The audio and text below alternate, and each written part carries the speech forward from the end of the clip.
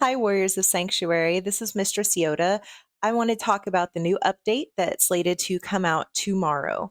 So, just a quick update on this.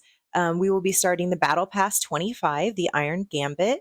And on this one, it basically just says that there are new rank rewards that are going to be available in the Empowered Battle Pass, including a familiar contract at rank 1.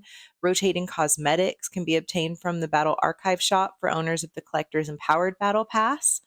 And basically, the Battle Pass starts on April 11th, 3 a.m. server time, and ends May 9th at 3 a.m. server time. We also have some updates to Survivor's Bane. So the Survivor's Bane updates, there's going to be some new variations if you choose endless mode. So they're going to be introducing a new system where you're going to receive a random buff at the start of your match to help aid you in vanquishing the hell spawn.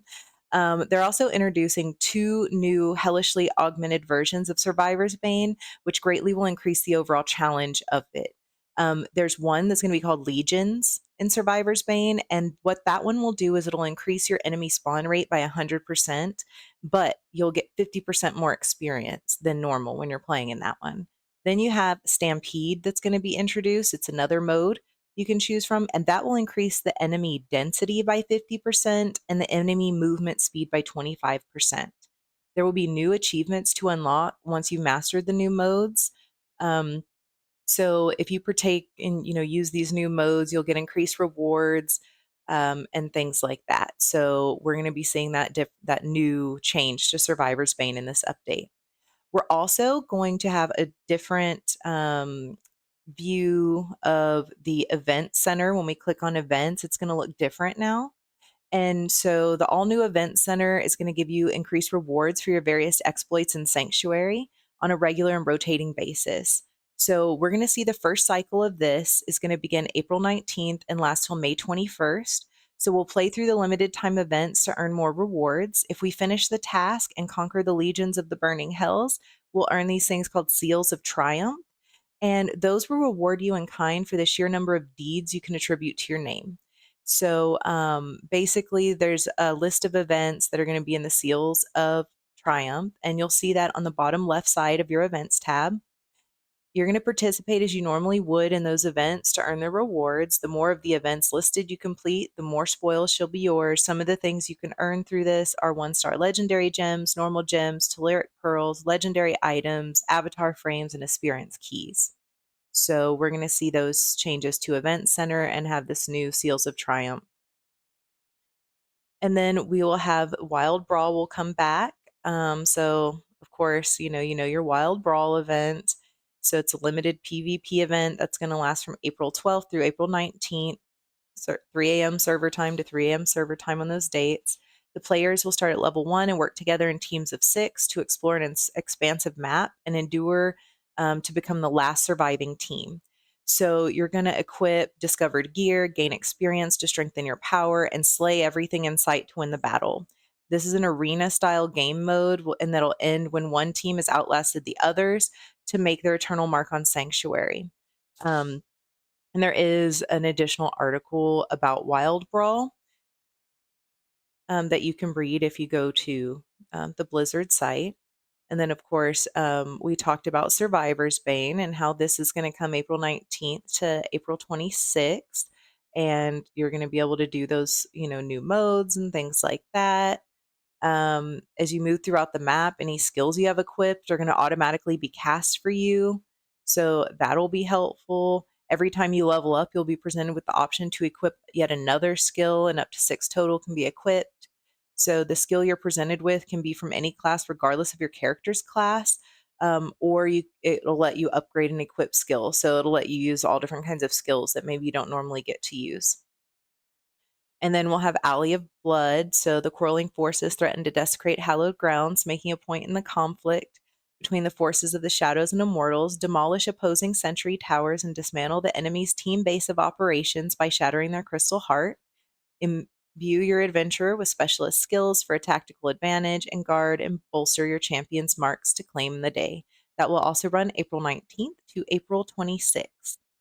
And that is Alley of Blood. And of course, all characters are going to be set to level 60.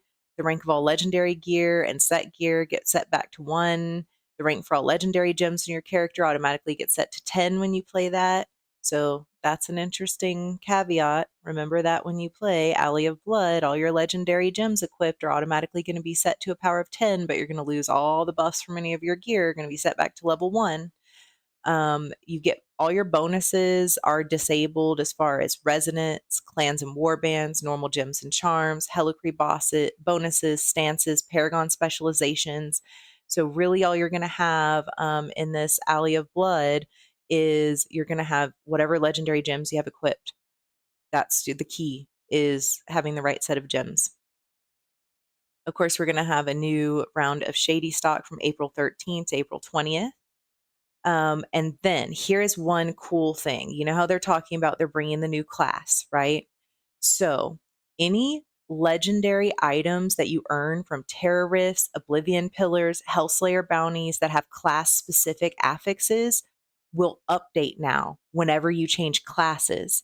So if you've obtained any of these items that has a special, specific class affix, the item's going to automatically switch to a different class specific affix if you change to the new class or any class. So that's pretty neat that all those pieces of gear are going to stay, but they're going to adapt to your class change.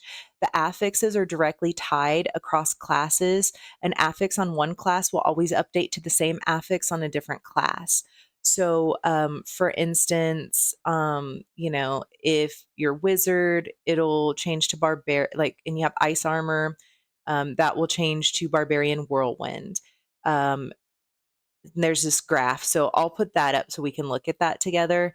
And you can see on here, depending on which class you are, it will show you what the changes will be to those affixes, right? So, like, if you're a wizard with arcane wind and you change to a barbarian, you're going to get Wrath of the Berserker. If you change to a monk, you're going to get Mystic Strike, to a demon hunter, Impale, to a crusader, Holy Banner. And you see all of those go back and forth. So it tells you basically if you switch classes and this is, the skill that you have, these are what it's going to be. If you're, so it goes back and forth and shows you exactly what it'll change to.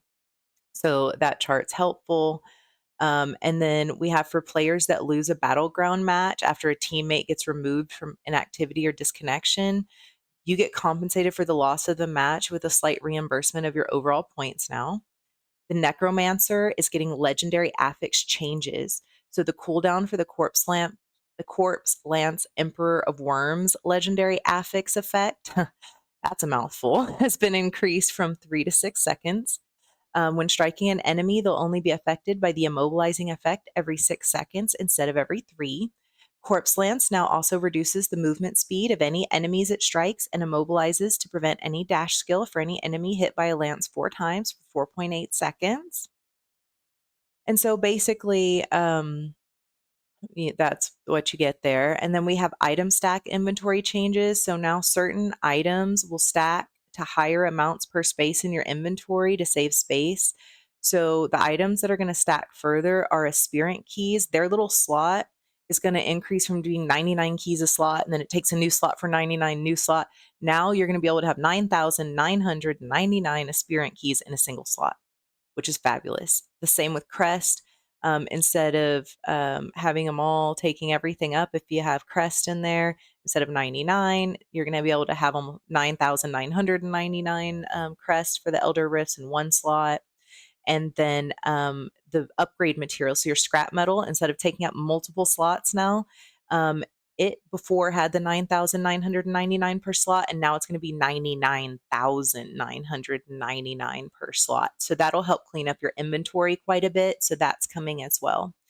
Then we have some region specific game additions. So we'll have a battlefield performance optimization. So they've optimized the overall underlying program logic of the skills, and now casting your skills and engaging in overall combat while in game should be smoother. The optimization will eventually arrive in all regions in future content updates. And of course, there are going to be some bug fixes. Okay, Warriors of Sanctuary, that wraps up our update for today. That's going to be in reference to the update that will happen at April 10th at 3 a.m. server time. I hope that all of you have fun playing, and that if this video helped, hit like and subscribe. And I will see you on Thursday night, 9 p.m. Central Standard Time, for our live stream and live gameplay. And at that point, we can check out some of the new updates together. So, everyone have fun, stay safe, and I will see you on Thursday night. Bye, guys.